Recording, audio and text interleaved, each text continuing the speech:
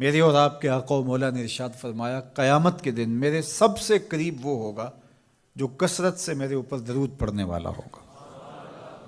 تو یہ حضور کی قربت کا ضامن ہے درود، تو اس لیے اپنی اولاد کو حضور علیہ السلام پر درود پڑھنے کی ترغیب دو۔ بچپن میں ہی اپنے گھر کے اندر مجالس درود قائم کرو، روزانہ کی بنیاد پہ ہو تو بہت اچھا، نہیں تو ہر 8 دن کے بعد ایک دن ضرور متعین کر لیا جائے۔ جمعۃ المبارک کے دن کثرت کے ساتھ درود پڑھنے کی ترغیب دی گئی ہے، اور فرمایا اس دن فرشتے حاضر ہوتے ہیں۔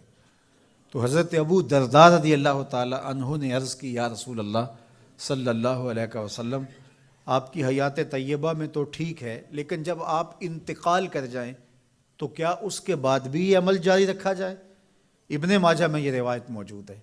تو حضور علیہ السلام نے حضرت ابو درداء سے فرمایا، ہاں میرے وصال کے بعد بھی اس عمل کو جاری رکھنا، اور ساتھ ارشاد کیا کہ ان اللہ حرم علی الارض ان تاکل اجساد الانبیاء فنبی اللہ حی یرزق، اللہ نے مٹی پر حرام کر دیا ہے کہ وہ نبیوں کے جسموں کو کھائے، نبی قبروں میں زندہ ہوتے ہیں، ان کو رزق بھی دیا جاتا ہے۔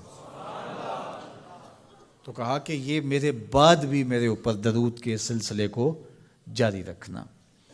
تو ایک مومن تو درود کے ساتھ جڑا ہوا ہے، وہ تو درود کے بغیر دن گزار ہی نہیں سکتا، الگ سے نہ بھی پڑھے تو اس کو نماز کے اندر درود پڑھنا ہی ہوتا ہے۔ درود ابراہیمی تو نماز کا حصہ بنا دیا گیا، اور اس کو کثرت کے ساتھ درود پڑھنے کی ترغیب دی گئی۔ تو درود ایک ایسا وظیفہ ہے کہ جو اپنی زندگی میں جتنا زیادہ شامل کر سکتے ہو اتنا زیادہ شامل کر لو۔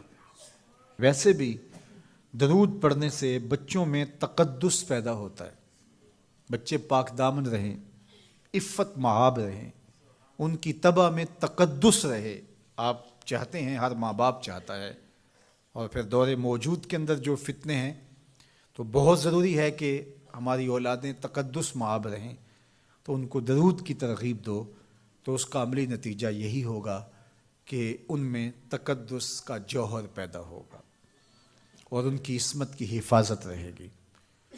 اور درود شریف پڑھنے والے بچے اور درود شریف نہ پڑھنے والے بچے دونوں کی عادات میں فرق ہوتا ہے۔ درود پڑھنے والوں کی طبع میں رقت، لطافت، نرمی، محبت، شفقت جیسے جذبات پیدا ہوتے ہیں۔ یہ درود شریف کا عملی نتیجہ ہے۔ بعض لوگوں کو شکایت ہوتی ہے کہ ہمارے بچے بڑے اکھڑ ہیں، بڑے تند مزاج ہیں، بڑے سخت گیر ہیں، تو اس کا علاج کیا ہے؟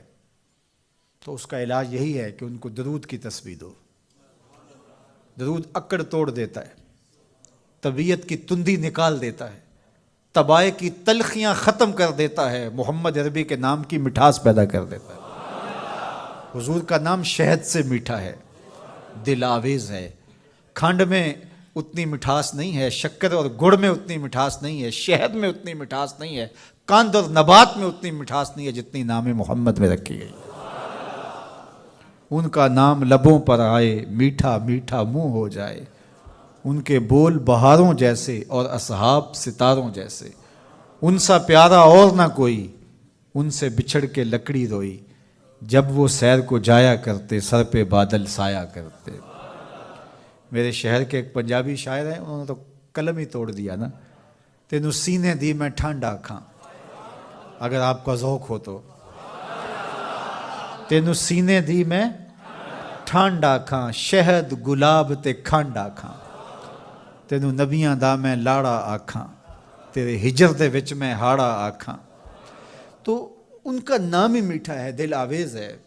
تو درود غصہ ختم کرتا ہے، طبیعت کی تلخی اور تندی مٹا دیتا ہے، اکھڑ پن ختم کرتا ہے۔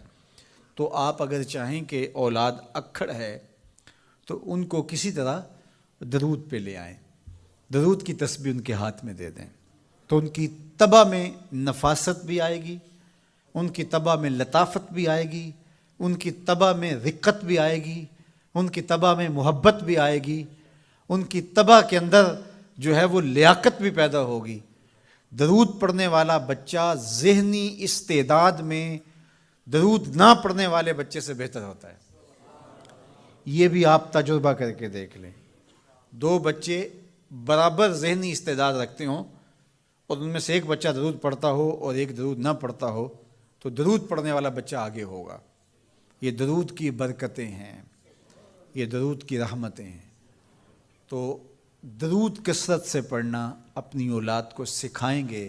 ہفتہ روزہ آپ محافل کا گھر میں انعقاد کر لیجئے اور اس میں صرف دروشی پڑھ لیجئے، تو انشاءاللہ اس سے آپ دیکھیں گے کہ اولاد کو اس کا فرق پڑتا ہے۔ یہ تربیت کا ایک آسان نسخہ ہے اور یہ وہ وظیفہ ہے جس سے تھکن نہیں ہوتی، یہ وہ وظیفہ ہے جس سے طبیعت میں تلخی نہیں آتی۔ کہتے ہیں وظیفہ میں نے پڑھا ہے تو وظیفہ پڑھتے پڑھتے میری طبیعت میں یہ ہو گیا ہے، وہ بعض کہتے ہیں وظیفہ الٹ پڑ گیا ہے۔ بڑے وظیفے الٹ پڑھ سکتے ہیں لیکن درود الٹ نہیں پڑھتا، درود ہے ہی سیدھا، یہ الٹوں کو بھی سیدھا کر دیتا ہے۔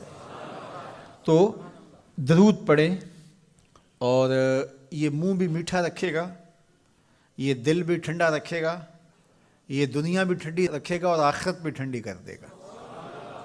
درود چراغ بھی ہے، درود کستوری بھی ہے، خوشبو بھی ہے، مہک بھی ہے، شہد بھی ہے، گلاب بھی ہے، کھنڈ بھی ہے اور سینے کی ٹھنڈ بھی ہے۔